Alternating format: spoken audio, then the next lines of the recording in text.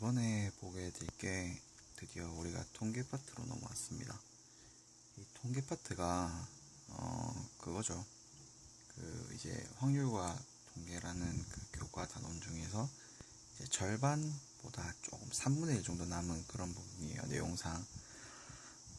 그래서 뭐 보통 문과 학생들 같은 경우에는 이게 여기까지가 수능 범위로선 끝이에요.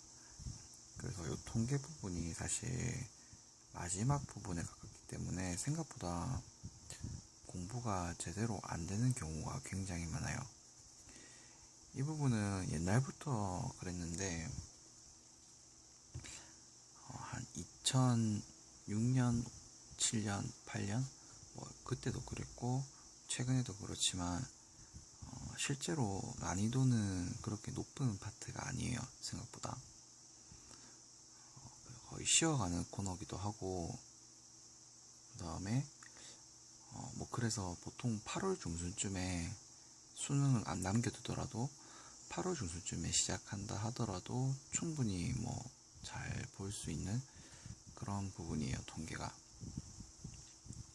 그래서 굉장히 난이도는 쉬운데 외워야 될 게 조금 있습니다. 처음에도 그렇고 끝까지도 그렇고 문제가 굉장히 정형화가 되어 있기 때문에 암기를 좀 하셔야 돼요. 이제 이걸 생각하면 굉장히 좋은 거죠. 암기를 통해서 내가 한 10점에서 15점 정도를 모의고사라든지 수능에서 받을 수 있다는 건 정말 좋은 기회죠. 왜냐면 수학이 어렵다고 해서 안 하는 사람도 많기 때문에 이거는 외우기만 하면은 좀 잘 나오는 그런 부분이거든요. 일단 통계 파트는 크게 확률 분포와 통계적 추정으로 나뉘어져 있어요. 단원이. 당연히 이제 오늘 봐야 될 거는 우리가 확률 분포 쪽에서 내용을 봐야 될 거고요. 이제 확률 분포랑 통계적 추정은 사실 좀 내용이 확실히 좀 많이 달라요. 다른데 그래도 뭐라고 해야 될까? 그래서 뭐 이거랑 또 완전 별개의 내용이긴 한데 그래도 조금은 상관이 있어요, 내용이. 그래서 차근차근 해나가면 되고, 하나의 개념을 배우고 나면 그 하나의 개념에 대해서 많은 문제들을 풀 수가 있어요.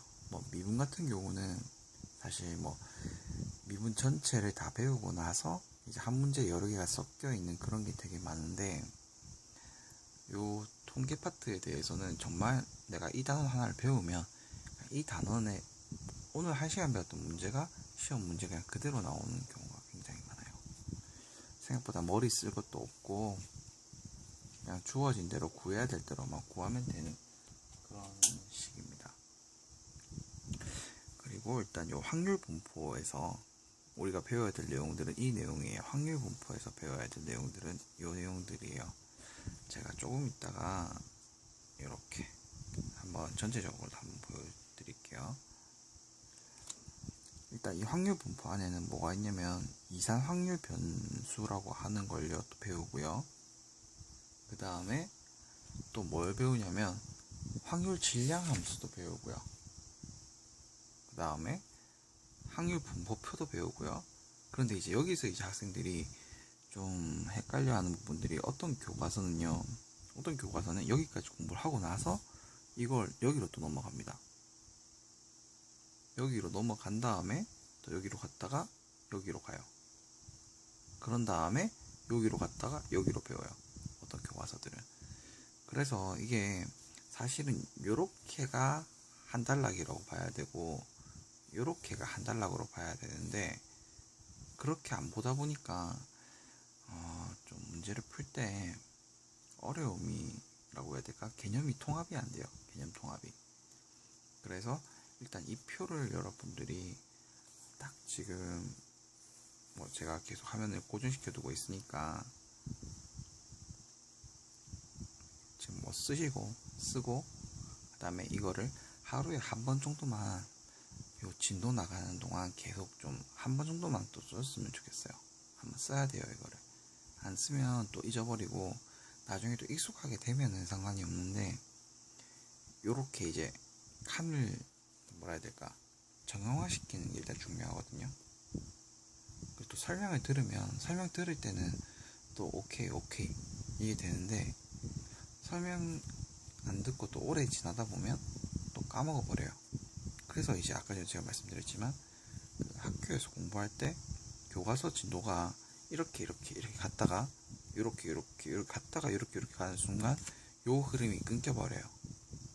예, 그래서 그런 거를 좀 주의하셔야 되고, 오늘은 이제 우리가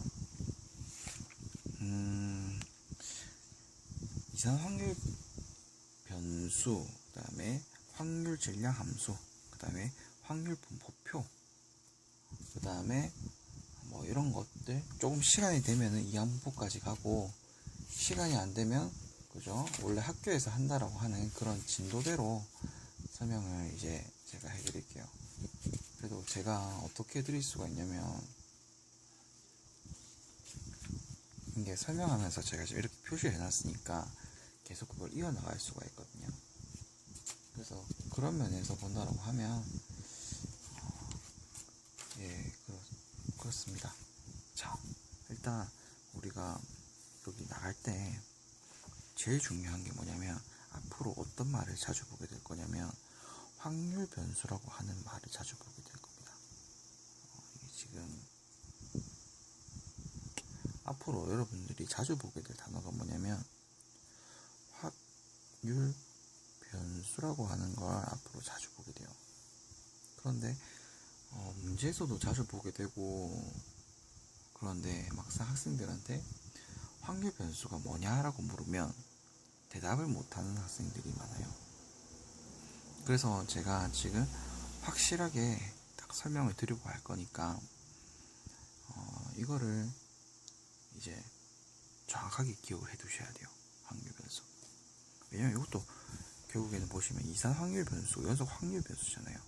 그러니까 내가 만약에 확률 변수라고 하는 게 뭔지를 모르면 앞으로 정확하게 문제를 풀기가 힘들어져요. 네, 문제를 풀어도 이게 약간 겉핥기식으로 문제를 풀게 되기 때문에 나중에 불안감이 생겨.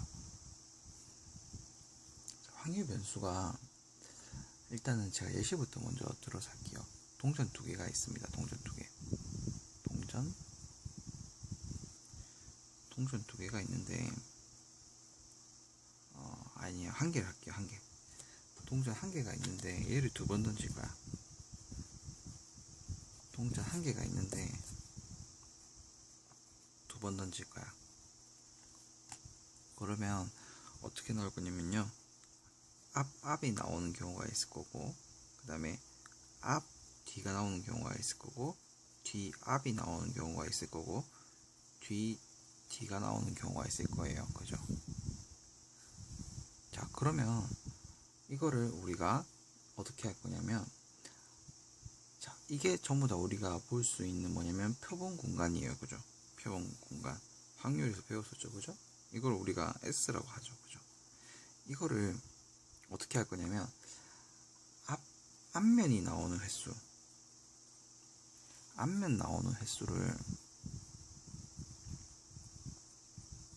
X라고 두고, 지금 총 앞면이 나오는 횟수가 한 번 나오거나, 그죠? 0번, 그 다음에 한 번, 두 번일 거예요. 그죠? 그러면 앞면이 한 번도 안 나오는 경우는 요렇게죠. 앞면이 한 번 나오는 경우는 요렇게죠. 그 다음에 앞면이 두 번 나오는 경우는 요렇게죠. 이렇게 대응시킬 수 있을 때요, 요 대응시키는 값들 있죠. 그죠? 그거를 우리가 요거를 우리가 뭐라고 하냐면, 이제 우리가 확률 변수라고 해요. 얘를. 그러니까 얘가 확률 변수들이 되는 거죠. 무슨 말인지 이해 가시나요? 그러니까 이제 우리가 이렇게 한다는 거죠. 뭐 앞이 두 번 나와라고 하는 거는 뭐 숫자 2로 대응시키고, 앞이 한 번 나와라는 거 숫자 1로 바꾸고, 그 다음에 뒤가 두 번 나오니까 앞면이 한 번도 안 나와라고 이걸 0으로 우리가 대체시켜 있는 거를 확률 변수로 한다는 거예요. 개수별로 이제 이걸 정리해 두는 걸. 이런 걸 이제 확률 변수라고 해요. 그래서 실수의 값이랑 대응을 시킬 수 있으면 돼요. 실수의 값이랑. 그게 확률 변수입니다. 그러면 이제 우리가 배우게 될 게 뭐냐면 이제 이산 확률 변수에 대해서 배우게 될 건데 지금 시간을 보니까 벌써 10분이 넘어가네요. 그래서 여기서 일단 끊도록 하고 이번에 지금 배웠던 게 뭐냐면 우리가 일단 통계란 파트에 대해서 한번 제대로 배웠고요. 그 다음에 확률 분포와 통계적 추정에 대해서 살짝만 이제 교과 내용이 어떻게 진행된다는 걸 배웠고 확률 분포가 이런 표가 있다고 했는데 이거 머릿속에 딱 박아두거나 필기해 두시고요. 그 다음에 확률 변수가 뭔지에 대해서 알아봤어요. 일단 이걸 제가 이 종이는 그대로 놔둘 거니까 다음 시간에 필기를 하게 될 때는 다른 세 종이로 일단 필기를 연속적으로 이어서 해주시면 좋을 것 같아요.